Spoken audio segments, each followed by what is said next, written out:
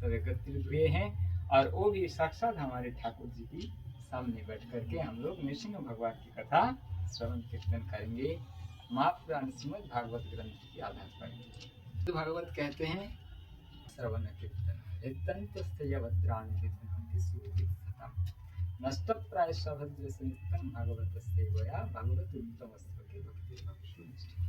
तो कहते हैं ये पुण्य श्रवण कीर्तन ये क्या करते हैं न सारे हमारे भीतर जो अभद्र है सब दूर कर देते और भक्ति भगवती नष्टि भगवान के चरण में निष्ठा भक्ति उत्पन्न कर देते। तो सुखदेव गोस्वामी पाद गंगा तट पर समस्त मुनि ऋषियों की सभा में राजर्षि परीक्षित जी को सुना रहे हैं श्रीमद् भागवत। तो सप्तम स्कंध के अष्टम अध्याय में सुना रहे हैं नृसिंह भगवान की आविर्भाव। इससे पहले और भी बहुत प्रसंग है प्रहलाद जी के ऊपर अत्याचार आदि, वो सब प्रसंग में नहीं पाठ करेंगे, सीधा सीधा आविर्भाव। श्री नारद युवाच अथ दैत्यसुता सर्वे श्रुता तदनुवर्णितं जागृहुर्निर्वादत्तन्नैव गुरुवनुशिक्षितम्। नारद जी कहते हैं प्रहलाद जी का प्रवचन सुनकर दैत्य बालकों ने उसी समय से निर्दोष होने के कारण उनकी बात पकड़ ली। गुरु जी की दूसरी शिक्षा को और उन्होंने ध्यान ही न दिया। जब गुरु जी ने देखा कि उन सभी विद्यार्थियों की बुद्धि एकमात्र भगवान में स्थिर हो रही है, तब वे बहुत घबराए और तुरंत हिरण्यकशिपु के पास जाकर निवेदन किया। अपने पुत्र प्रहलाद की इस असह्य और अप्रिय अनीति को सुनकर क्रोध के मारे उसका शरीर थर थर कँपने लगा। अंत में उसने यही निश्चय किया कि प्रहलाद को अब अपने ही हाथ से मार डालना चाहिए। मन और इंद्रियों को बस में रखने वाले प्रहलाद जी बड़ी नम्रता से हाथ जोड़कर चुपचाप हिरण्यकशिपु के सामने खड़े थे और तिरस्कार के सर्वथा अयोग्य थे। परंतु हिरण्यकशिपु स्वभाव से ही क्रूर था। वह पैर की चोट खाए हुए सांप की तरह फुफकारने लगा। उसने उनकी ओर पाप भरी टेढ़ी नजर से देखा और कठोर वाणी से डांटते हुए कहा, मूर्ख, तू बड़ा उद्दंड हो गया है, स्वयं तो नीच है ही, अब हमारे कुल के और बालकों को भी फोड़ना चाहता है। तूने बड़ी ढिठाई से मेरी आज्ञा का उल्लंघन किया है। आज ही तुझे जमराज के घर भेजकर इसका फल चखाता हूँ। मैं तनिक सा क्रोध करता हूँ तो तीनों लोक और उनके लोकपाल कांप उठते हैं। फिर मूर्ख, तूने किसके बलबूते पर निडर की तरह मेरी आज्ञा के विरुद्ध काम किया है? प्रहलाद जी ने कहा, दैत्यराज, ब्रह्मा से लेकर तिनके तक सब छोटे बड़े चर अचर जीवों की भगवान ने ही अपने बस में कर रखा है। न केवल मेरे और आपके बल्कि संसार के समस्त बलवानों के बल भी केवल वही है। वे ही महापराक्रमी सर्वशक्तिमान प्रभु काल है तथा समस्त प्राणियों के इंद्रिय बल, मनोबल, देह बल, धैर्य एवं इंद्रिय भी वही है।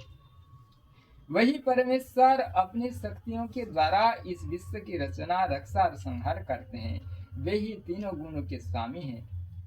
आप अपना यह असुर भाव छोड़ दीजिए, अपने मन को सबके प्रति समान बनाइए और संसार में अपने बस में न रहने वाले कुमार्गगामी मन के अतिरिक्त और कोई शत्रु नहीं है।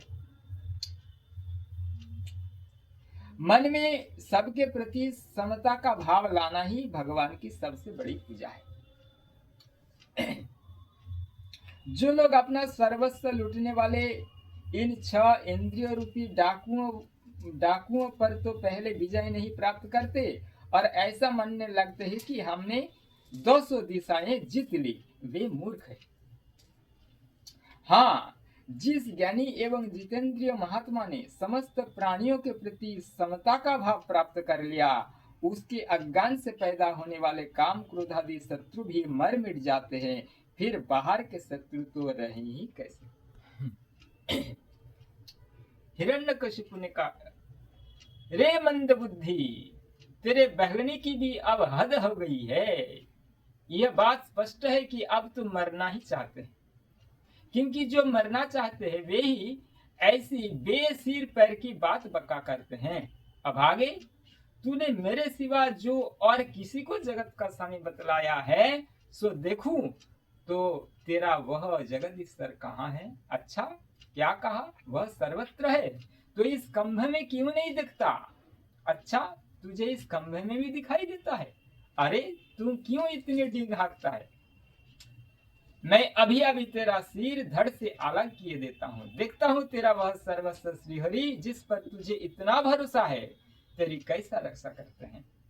इस प्रकार वह अत्यंत बलवान महादैत्य भगवान के परम प्रेमी प्रहलाद को बार बार झिड़कियां देता और सताता रहा। अब क्रोध के मारे वह अपने को रोक ना सका। वह हाथ में खड़ग लेकर सिंहासन से कूद पड़ा और बड़े जोर से ऊंट खंभे को एक घूंसा मारा। उसी समय उस खंभे में एक बड़ा भयंकर शब्द हुआ। ऐसा जान पड़ा मानो यह ब्रह्मांड ही फट गया हो। वह ध्वनि जब लोकपालों के लोक में पहुंची, तब उसे सुनकर ब्रह्मादि को ऐसा जान पड़ा मानो उसके लोगों का प्रलय हो रहा हो। हिरण्यकशिपु प्रहलाद को मार डालने के लिए बड़े जोर से झपटा था, परंतु दैत्य सेनापतियों को भी भय से कांपा देने वाले उस अद्भुत और अपूर्व घोर शब्द को सुनकर वह घबराया हुआ सा देखने लगा कि यह शब्द करने वाला कौन है, परंतु उसे सभा के भीतर कुछ भी दिखाई न पड़ा। इसी समय अपने सेवक प्रहलाद और ब्रह्मा की वाणी सत्य करने और समस्त पदार्थों में अपनी व्यापकता का दिखाने के लिए सभा के भीतर उसी खंभे में बड़ा ही विचित्र रूप धारण करके भगवान प्रकट हुए। वह रूप न तो पूरा पूरा सिंह का ही था और न मनुष्य का ही।